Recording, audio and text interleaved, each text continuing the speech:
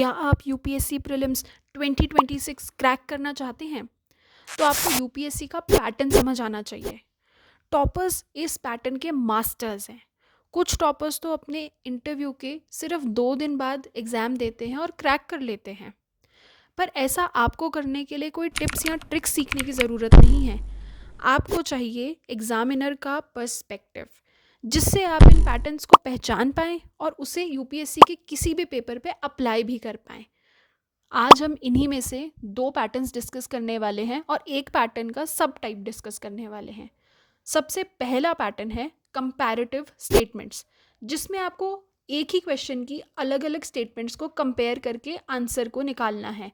आपकी स्क्रीन पे 3 सवाल डिस्प्ले हो रहे हैं, 2023 का, 2024 का और 2025 का। 2023 का फर्स्ट क्वेश्चन देखिए, ये होम गार्ड्स के ऊपर आया है और इसमें ये पहला स्टेटमेंट कह रहा है कि होम गार्ड्स को सेंट्रल गवर्नमेंट रेज करती है और तीसरी स्टेटमेंट कह रही है कि होम गार्ड्स को स्टेट गवर्नमेंट्स ने रेज किया है। आई नो किसी ने भी होम गार्ड्स के बारे में कोई स्पेशल पढ़ाई नहीं करी, बट एक ही बॉडी को सेंटर गवर्नमेंट और स्टेट गवर्नमेंट दोनों की दोनों गवर्नमेंट्स रेज करती हुई बताई जा रही हैं। तो इन दोनों स्टेटमेंट्स को अगर आप कंपेयर करेंगे तो इनमें से कोई एक ही ठीक हो। और सवाल में भी आपसे स्पेसिफिकली ये नहीं पूछा गया है कि कौन सी एग्जैक्ट स्टेटमेंट करेक्ट है, तो कंपेयर करके आप ऑप्शंस को एलिमिनेट कर सकते। सिमिलरली अब आप 2024 के क्वेश्चन पे आए। क्वेश्चन है रेन वाटर के ऊपर और स्टेटमेंट 2 कह रही है कि रेन वाटर में एक पर्टिकुलर गैस डिसॉल्व हो रही है और स्टेटमेंट 3 भी कह रही है कि उसमें एक पर्टिकुलर गैस डिसॉल्व हो रही है। अगर आप इन दोनों स्टेटमेंट को कंपेयर करें तो आपको ये पता चलेगा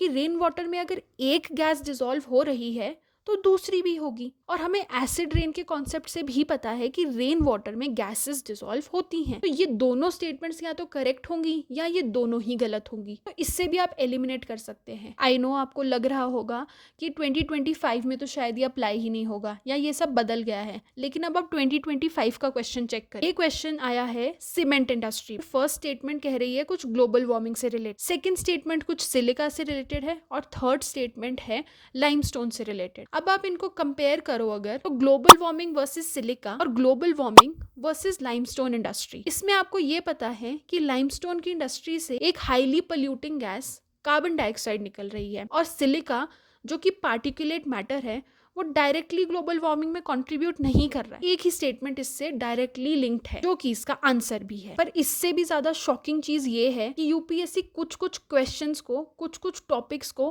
बार बार रिपीट कर रही है। 2023, 2024, 2025 में ऑलमोस्ट सिमिलर स्टेटमेंट्स के क्वेश्चन आए हैं एक ही टॉपिक पे। Please pause the video and read these 3 questions.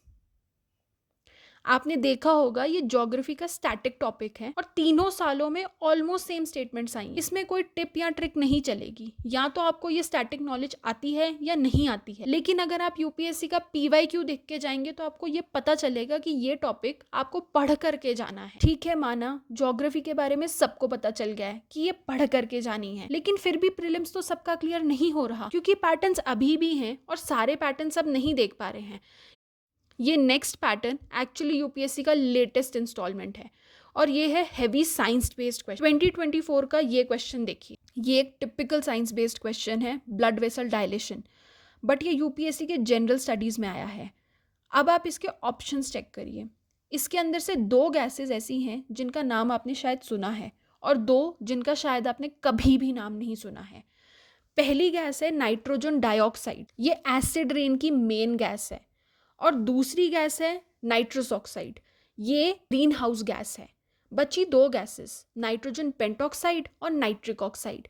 Nitrogen pentoxide blood vessel में नहीं हो सकती है, ये आप कॉमन सेंस से पता लगा लेंगे। बची सिर्फ एक, यानी नाइट्रिक ऑक्साइड, जो कि इसका आंसर है। अब देखिए 2025 में ये साइंस बेस्ड क्वेश्चंस कितने ज़्यादा इंक्रीज। ये क्वेश्चन कैथोड के बारे में है। ना हमें कैथोड पता है ना हमें एनोड पता है, लेकिन इसके अंदर हमें ये तो पता है कि कैथोड एनोड जैसी टर्म्स हमने फ्यूअल सेल नाम की किसी टॉपिक में पढ़े हैं। और फ्यूअल सेल का सबसे इम्पॉर्टेंट टॉपिक होता है लिथियम, और वो इस ऑप्शन में है। अब लिथियम से अगर आप कनेक्ट करो, कंपेयर करो, तो कोबाल्ट है और निकल है और ग्रेफाइट है, जो कि इससे रिलेटेड नहीं है क्योंकि वो मेटालिक नहीं होता है। लेकिन अगर आपको कन्फ्यूजन है तो आप याद कीजिए, आपकी जो पेंसिल होती है वो ग्रेफाइट से बनी होती है, वो मेटल नहीं है।